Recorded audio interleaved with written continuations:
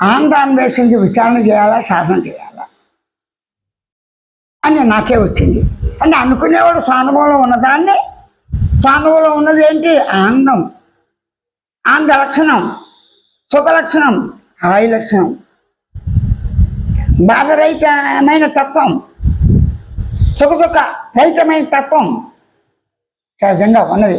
అయితే ఈ భావన, ఈ అవగాహన లేని నేను తప్పుడు పొరపాటు అవగాహనతో నేను తెలుసుకున్నది, గుర్తించింది, గమనించింది, గోచరించింది లోపల బయట అంతర్గతంగా మధ్యస్థంలో కూడా ఆనందాన్ని అన్వేషిస్తున్నా.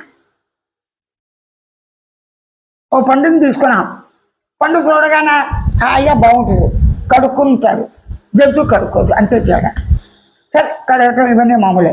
ఆ తర్వాత అవి తీసి లోపల ఓ దానిమ్మ పండు తీసుకోండి, పెద్దది పనస పండు తీసుకోండి, బత్తాయి తీసుకోండి, కమలాకాయ తీసుకోండి, ఏం తీసుకోండి. లోకములు లోకస్తులు, లోకములు లోకస్తులు తగిన తుది. లోకాలు, లోకంలో ఉన్న జీవులు, లోకస్తులు అందరూ మానవులతో సహా సమస్త ప్రాణి కోటి ఉన్నారు. తెగింది వీటి ప్రసక్తి లేకుండా వెనుదీకటగా పోలా అంటే దట్టమైన చీకటి, అజ్ఞానమైన చీకటికి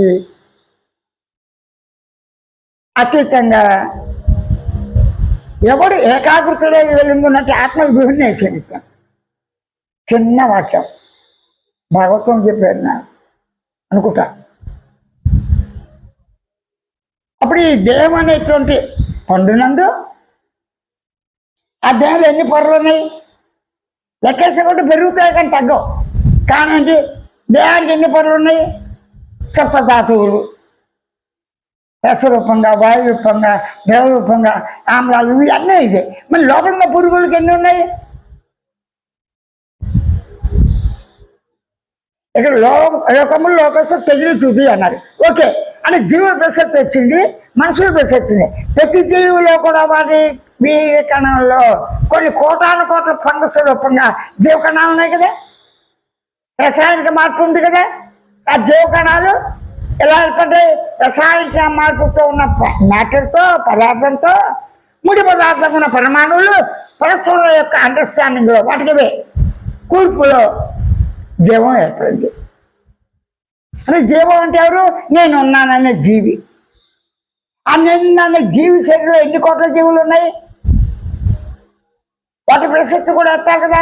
ఈ విధంగా అంతర్గతంగా బహిర్గతంగా, అంతర్గతంగా లోతుగా గాఢంగా ఉన్నాయి. బహిర్గతంగా చెప్పడానికి వీల్లేదు. ఈ జీవరాశ అంత జీవరాశ అంత పోయాని కోటి ఉన్నది. అది అవగాహన చేస్తా. ఎలాగా? నేనున్నాను చాలు ఉనికితో. అప్పుడు మీరు మౌనంగా ఉనికి అంటే కన్ను మూసినా కన్ను తెరిచినా నేను ఉన్నది. నేనుతో సహా ఏముంది? అంత పరిపూర్ణ ఆది తుది మధ్య లేని ఆకాశం ఉంది. అంటే పరిపూర్ణ ఆకాశం నందు పరిపూర్ణంగా పదార్థం ఉంది అని ఎలా చెప్పగలవు? ఆకాశం పరిపూర్ణంగా ఎక్కడెక్కడ ఆకాశంలో అక్కడెక్కడ పదార్థం కూడా ఉంది. కాబట్టి మీ అనుభవం మీరు పరిశీలించుకోండి, నాకు అనవసరం. గాఢ నిద్ర పదార్థమా కాదా? గాఢ నిద్రలో మునిగి ఎవడైనా పదార్థం ఇంతుంది, నిజం ఇంతుంది, సజీవం ఇంతుంది, చీకటి ఉంటుంది, వెలుతురు ఉందో లేదో, నిశ్శబ్దం ఉంది, శబ్దం ఉంది, అన్నీ కూడా మేలుకున్న ఇరుకుతూనే చెప్తున్నాడు కదా. అప్పుడు నిద్రలో ఉన్న మూలాన్ని వెతికి ఎవరైనా చూశారా? మూల శోధన చేయాలంటే సృష్టిలో మానవుడిది. మానవుని తత్వంతో, మానవ తత్వంతో అంటే చిత్ సత్ ఆనంద తత్వంతో, ఉనికి తత్వంతో, అనుభవ తత్వంతో, ఆనంద తత్వంతో, మౌన తత్వంతో, పరిపూర్ణ తత్వంతో స్వేచ్ఛగా నేనున్నాను. నిద్రావస్థలో ఉందిగా.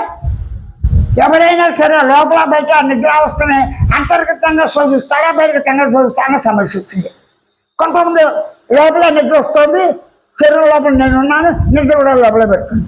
పంచకోశాలు లోపలన్నాయా, బయటన్నాయా, చర్చకాలు లోపలన్నాయా, బయట ఉన్నాయా, వీటన్నిటి చర్చించడంలోనే కాలం ముగిసిపోతుంది. కాలం అంటే దేహ నిర్మాణం ఎంత స్పీడ్గా జరిగిందో, స్లోగా జరిగిందో మనం చెప్పినా చెప్పకపోయినా క్షణంలో పూర్తి అయిపోతుంది. మరణంతో సరి.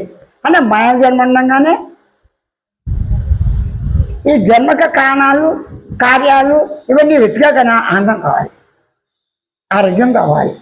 ప్రతి మనిషి ఆనందం బాగుండాలి, ఆరోగ్యం కావాలంటే కట్టుకోవటానికి బట్ట, ఉండటానికి గూడు, బ్రతకడానికి ఆహారం, ఇది సమంగా అందరూ పంచుకునే విధంగా సూక్ష్మ పదార్థంతో కూడి దేవ పదార్థం కూడా సహజంగా ఉన్నది.